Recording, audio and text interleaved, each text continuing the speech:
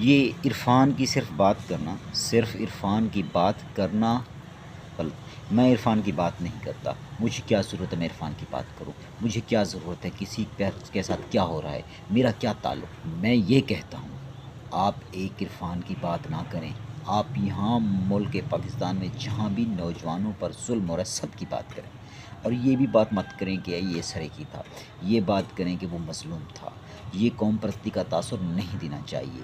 ٹھیک ہے، اس بات کو آپ کو نوٹ کرنا ہے کیونکہ ملک کے اندر انتشار اختلافات کو ختم ہم نے کرنا ہے. ظالم کے خلاف کھڑے ہونا ہے، چاہے وہ ظالم کسی بھی قوم سے تعلق رکھتا ہو، کسی بھی مسلک سے تعلق رکھتا ہے، کسی بھی صوبے سے تعلق رکھتا ہے. ظالم ظالم ہوتا ہے، مظلوم مظلوم ہوتا ہے، کہیں کا بھی مظلوم ہوتا ہے.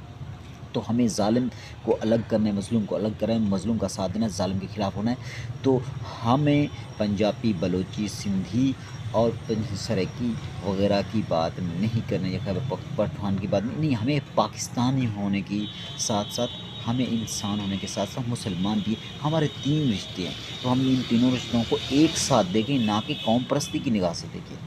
تو میں ہر اس نوجوان کی بات کروں گا جو مظلوم ہے. میں ہر اس ظالم کے خلاف جاؤں گا جو ظالم ہے. میں صرف عرفان کی بات نہیں کر سکتا، اور آپ کو قوم پرستی کی یہ بات نہیں کرنی چاہیے.